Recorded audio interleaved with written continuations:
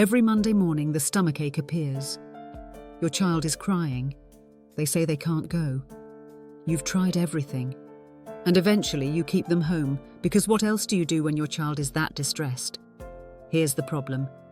Every time that happens, the anxiety gets worse, not better.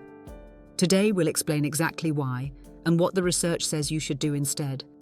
School refusal isn't defiance. It isn't manipulation. It's the brain's threat response doing its job. When a child experiences school as threatening, whether that's social anxiety, sensory overwhelm, fear of failure, or something harder to name, the brain's alarm system fires. Think of it as a smoke alarm, a very sensitive one. It doesn't check whether the danger is real. It just responds. And when it responds, the body follows. Stomach cramps, headaches, racing heart. These are real physiological symptoms. Your child is not lying about the stomachache. Their body produces it in response to what the brain has classified as a danger. Now here's the part most parents don't know. Every time a child stays home and the distress settles, the brain logs a lesson. Avoidance worked. School was dangerous. We escaped it. That relief, the calm by 10 a.m., isn't recovery. It's the brain updating its threat file. Next time, the alarm fires sooner and louder. And the gap between "I feel okay" and "I absolutely cannot go" gets shorter. This is why keeping a child home to let them recover almost always makes school refusal worse over time. Not because you've done something wrong, because of how the brain learns. The scale in Australia. This is not a small problem. In 2024, 39% of Australian families said their child had been unable to attend school because of anxiety or stress. Nearly 483,000 students missed more than 10% of their school days in a single year. The Australian government held a Senate inquiry into it. Researchers are now moving away from the term school refusal entirely, because refusal implies a choice. For most children, it isn't. What actually helps? So what do you do? Strategy 1. Name what's happening without blame. Your child needs to hear that their distress makes sense, not that it's okay to stay home. That makes sense. There's a difference. Try. I know school feels really unsafe right now. That's real. And we're going to work on it together. That validates the feeling without validating the avoidance. And it keeps you regulated, which matters because a calm, steady parent nervous system genuinely helps settle a dysregulated child. We co-regulate. Their nervous system takes cues from yours. Strategy 2. Don't accidentally reward staying home. If your child does stay home, keep the environment low stimulation. No screens, no special activities. Not as punishment, as neurology. When home is comfortable during school hours, it reinforces the brain's avoidance reward.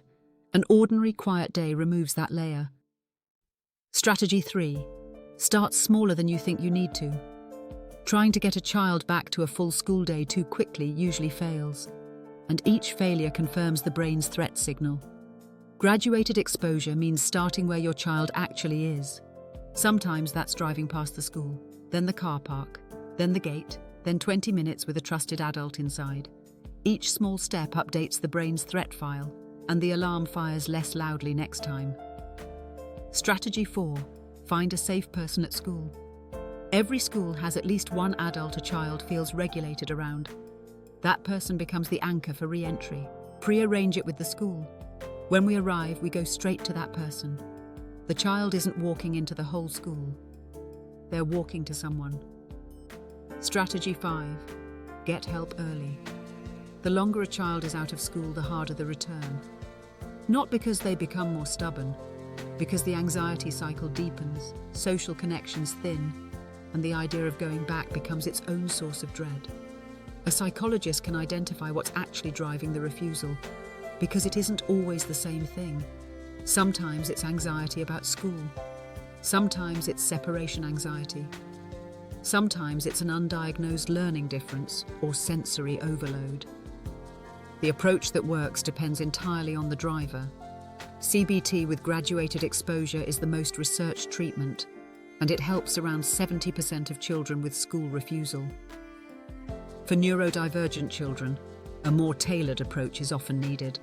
A psychologist will assess first and build from there. Next steps. School mornings probably won't get any easier. For most families who get the right support, they become manageable. The child gets through the gate anxious rather than frozen. The Sunday evening dread settles. The brain that learned school is dangerous can update that file. It doesn't happen by waiting. It happens through small, repeated steps with the right support in place. If this sounds like your family, the link to our full article is in the description. And if you're ready to talk to someone, we're here at Proactive Psychology. Next video, we're covering emotional dysregulation in kids. Why telling a child to just calm down doesn't work, and what to do instead. Subscribe so you don't miss it.